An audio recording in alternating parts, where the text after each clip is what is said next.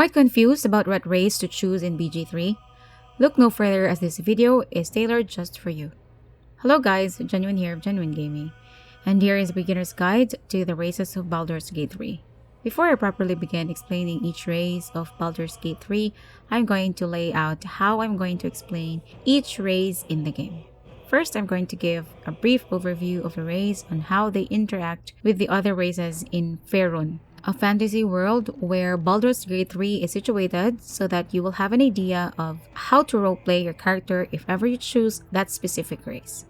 Then, I will give the benefits for choosing that race and the possible class that they can be good at. Without delaying any further, let's begin. Let's start with the elf. Elves are magical people of otherworldly grace, living in the world but not entirely part of it. They live in places of beauty, amid forests or in silvery spires, where soft music drifts through the air and gentle fragrances waft on the breeze.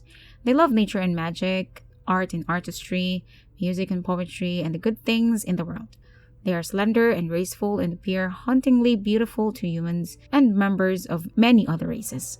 On their part, they are disdainfully arrogant to other races, but in some way, they still maintain that sense of graciousness in doing so. Their base racial speed is 9 meters per turn. They have elven weapon training wherein they are proficient with a longsword, short bow, and longbow. They also have dark vision, which allows them to see in the dark up to 12 meters. They have Fey ancestry and have an advantage against being charmed, and magic can put them to sleep. Elves have two sub-races, High Elf and Wood Elf. High Elves gain a cantrip from the wizard spell list like Acid Splash, Bone Chill, Firebolt, Ray Frost, Shocking Grasp, Blade Ward, Friends, Dancing Lights, Light, Mage Hand, Minor Illusion, and True Strike. If ever you choose a High Elf, I would suggest building a character with high intelligence score so that your cantrip can be effective in combat. But if ever you have low intelligence score, I suggest choosing a cantrip that can buff you like Blade Ward or debuff enemies like True Strike. Minor Illusion cantrip could greatly benefit sneaky type characters as they can be made as a distraction on enemies while you go on doing your sneaky stuff. Wood Elves have Fleet of Foot, which increases their base movement to 1.5 meters per turn. Increased base movement speed would allow you to easily close out ranged attackers, reach your target for a melee attack, or move out or flee from close combat encounters. So Wood Elves are great races for archer builds or melee assassin builds, which help you get close to an enemy for an assassination, especially on that surprise round. Then we have the Tiefling. Tieflings are one of the mistrusted races in Faerun.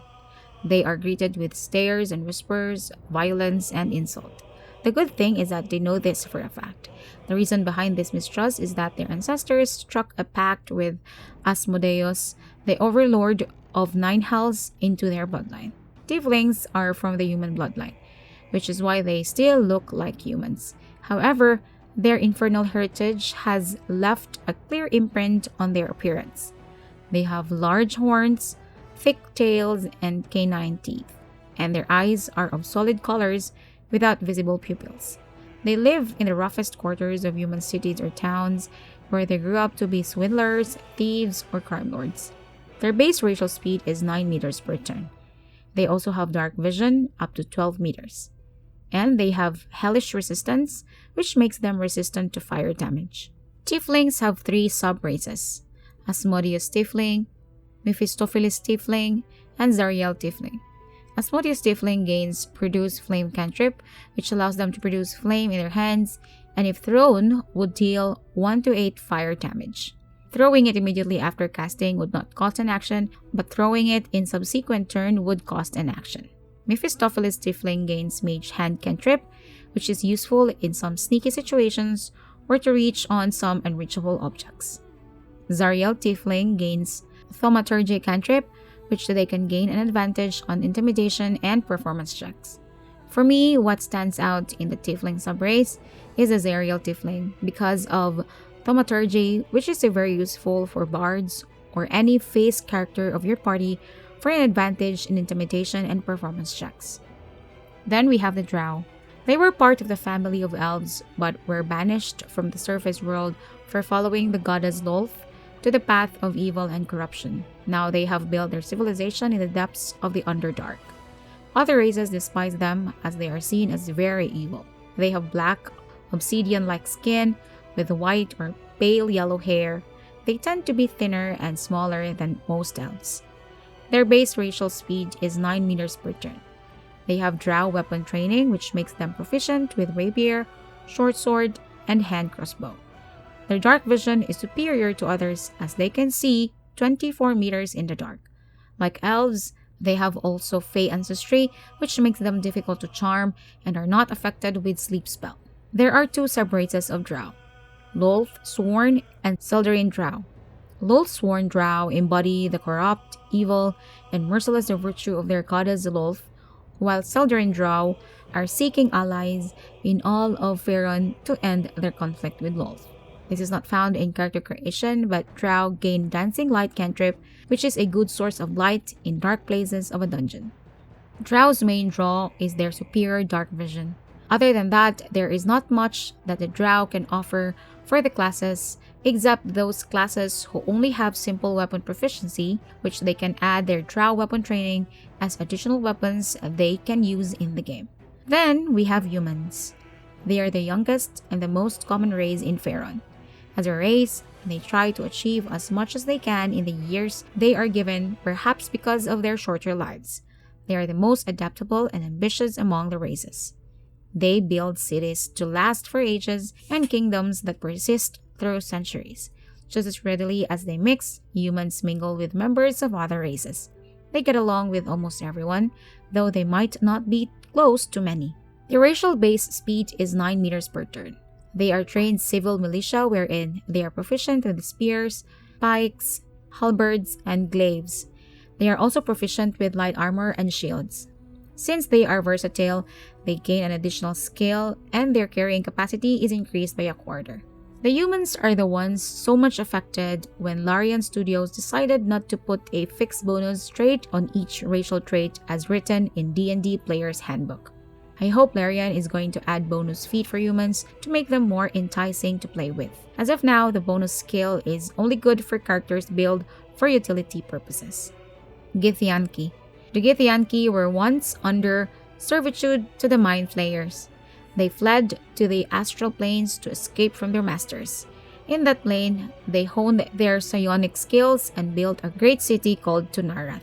They are lanky people with skin tones of yellows, greens, and browns. They are typically cruel, arrogant, and aggressive. They view all other races with contempt and are unwilling to learn anything from other cultures. They have astral knowledge, wherein they gain proficiency in all skills of a chosen ability. Their psionic ability gives them the ability to conjure Mage Hand as a cantrip. Their base racial speed is 9 meters per turn. They are martial prodigy, making them proficient with light and medium armor. They are also proficient with short sword, long swords, and great swords. If you do not have a problem on how you look, choosing a Githyanki with a full sorcerer or wizard class can easily make a battle mage, as they can use a medium armor and some good weapons like long sword and great sword. The problem though is that they are not able to use a shield. Dwarf. Dwarves are bold and hardy. They are known to be skilled warriors, miners, and workers of stone and metal. Though they stand well under 5 feet tall, they are broad and compact that they can weigh as much as a human. Their skin ranges from deep brown to a paler hue tinged with red. Their black, gray, brown, or red hair is usually long. Male dwarves value their beard and they groom them carefully. Dwarven kingdoms stretch deep beneath the mountains where they mine gems and precious stones. They love the beauty and artistry of precious stones and fine jewelry, to the point that their love can turn into greed. Dwarves can get along with other races, however, they are slow to trust. Their base racial speed is 7.5 meters per turn, making them slower than the other races. Their dwarven combat training made them proficient with battle axe, hand axe, light hammer, and warhammer. They also have dark vision up to 12 meters. They also have dwarven resilience, which gives them resistance to poison and advantage on saving throws against poison. Dwarves have 3 sub-races: Gold Dwarf, Shield Dwarf, and Duergar. Gold Dwarf have Dwarven Toughness, wherein their hit point maximum increases by 1, and increases by 1 again every time they level up. This subrace is particularly good if you're trying to build a tank. Shield Dwarf has Dwarven Armor Training. They are proficient with light and medium armor. This is a good source of medium armor proficiency, especially with classes that are not proficient with them like bards, rogues, sorcerers, warlocks, and wizards. Duergars have superior dark vision that would be up to 12 meters. They also have Duergar Resilience, giving them an advantage on saving throws against illusions and against being charmed and paralyzed. Half-Elf. They walk into two worlds but belong to neither. Half-elves combined what some say are the best qualities of their elf and human parents: human curiosity, inventiveness, and ambition, tempered by the refined senses, love of nature, and artistic tastes of the elves. To humans, half-elves look like elves, and to elves, they look human. At an early age, they learn to get along with everyone, diffusing hostility and finding common ground. As a race, they have elven grace without aloofness and human energy without boorishness. Their base racial speed is 9 meters per turn. They are trained in civil militia, making them proficient in spears, pikes, halberds, and glaives. They are also proficient in light armor and shields. They have dark vision up to 12 meters. And they have Fey ancestry, giving them advantage on saving throws against being charmed, and magic can put them to sleep. Half-elves have 3 subraces: High Half-Elf, Wood Half-Elf, and Drow Half-Elf. High Half-Elves gain a cantrip from the wizard spell list like Acid Splash, Bone Chill, Firebolt, Brave Frost, Shocking Grasp, Blade Ward, Friends, Dancing Lights, Light, Mage Hand, Minor Illusion, and True Strike. If ever you choose this subrace, I would suggest building a character with high intelligence score so that your cantrip can be effective in combat. But if ever you have low intelligence score, I suggest choosing a cantrip that can buff you like Blade Ward or debuff enemies like True Strike. Minor Illusion cantrip would greatly benefit sneaky type characters as they can be made as a distraction on enemies while you go on doing your sneaky stuff. Half-Wood Elves have Fleet of Foot, which increases their base movement to 1.5 meters per turn. Increased base movement speed would allow you to easily close out ranged attackers, reach your target for a melee attack, or move out or flee from close combat encounters. So Half-Wood Elves are great races for archer builds or melee assassin builds, which helps you get close to an enemy for an assassination, especially on that surprise round. Drow Half-Elf gains Dancing Light cantrip. There is nothing much to be gained by this subrace unless you want to roleplay as a Drow Half-Elf. Halfling. They survive in a world full of larger creatures by avoiding notice. They stand about 3 feet tall, and they appear to be relatively harmless. Halfling's skin ranges from tan to pale, with a ruddy cast, and their hair is usually brown. They are affable and cheerful people. They cherish bonds of family and friendship. They always try their best to get along with everyone. Their base racial speed is 7.5 per turn, making them slow compared to other races. They have Gold Lucky Trait, which allows them to reroll the die when they roll a 1 on attack rolls, ability checks, or saving throws. They are also brave, giving them an advantage on saving throws against being frightened. They have 2 subraces, Light Halfling and Strong Heart Halfling. Light Halfling are naturally stealthy. They have advantage on stealth checks. This race synergizes well with characters built around hiding and being stealthy. Strong Heart Halflings have Strong Heart Resilience, giving them an advantage on saving throws against poison and resistance to poison damage. Their lucky trait is best for utility-based characters, meaning your go-to member of the party for ability checks, as they will almost not get a 1 roll unless your reroll is again a 1, making you the unluckiest halfling in the world of Forgotten Realms. Gnome. Like halflings, gnomes stand about 3 feet tall. Their skin is tan or brown, and their face usually wear broad smiles and eyes bright with excitement. They speak as if they can't get the thoughts out of their heads fast enough. They offer ideas and opinions on a range of subjects but still can listen carefully to others. Many gnomes are skilled engineers, alchemists, thinkers, and inventors. They have a base racial speed of 7.5 meters, like the halflings and dwarves. They have gnome cunning, giving them an advantage on intelligence, wisdom, and charisma saving throws. They have 3 subraces: rock gnome, forest gnome, and deep gnome. Rock gnomes have dark vision up to 12 meters. They also have Artificer's Lore, which adds twice your proficiency bonus on history checks. Forest gnomes have Speak with Animal spell, which they can use once per long rest. Speak with Animals is a pretty useful spell if you want to discover secrets known by some animals in the game. They also have dark vision up to 12 meters.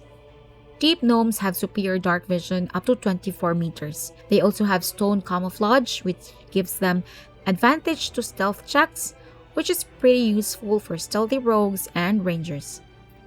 Dragonborn. Dragonborns originally hatched from dragon eggs. They combine the best attributes of dragons and humanoids.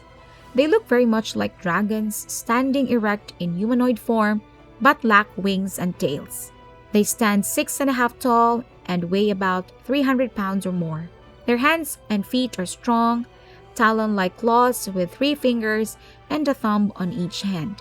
To any Dragonborn, the clan is more important than life itself.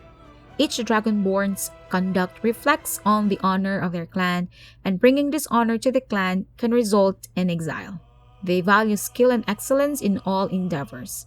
They hate to fail, and they push themselves to extreme efforts before they give up on something. They have base racial speed of 9 meters per turn. There are 10 sub-races of the Dragonborn, reflecting the different kinds of metallic and chromatic dragons. They gain Dragon's Breath and Dragon's Resistance of the Dragon type.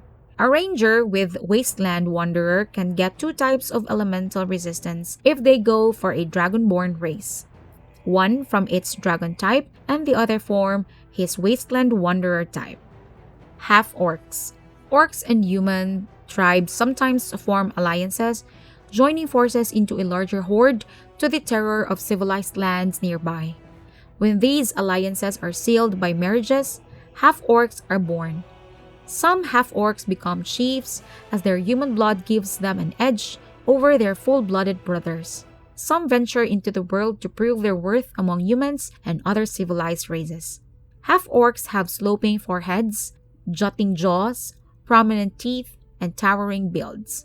They stand between 6 and 7 feet tall and usually weigh between 180 to 250 pounds. Half-orcs most often live among orcs.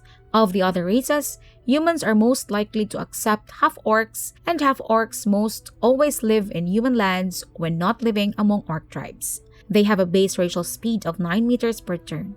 They have dark vision up to 12 meters. They have relentless endurance, giving them 1 hit point instead of being downed if their hit points reach 0. They also gain savage attacks wherein your damage dice is tripled instead of doubled. Martial builds, especially melee builds, gain a lot with a half-orc race, as they can provide an increase in survivability and damage dealt. Half-orc rogue assassin is an example of optimizing critical damage. If they can assassinate an enemy, as instead of doubling their damage now, it becomes tripled. Fighter champion builds whose critical hit chance is increased can greatly benefit from half-orc savage attacks. So that's the end of the guide, and if you learned something from this video, do not forget to give a like or let me know in the comment below. And for more Baldur's Gate 3 videos, subscribe to the channel. See you in the next video. Ciao!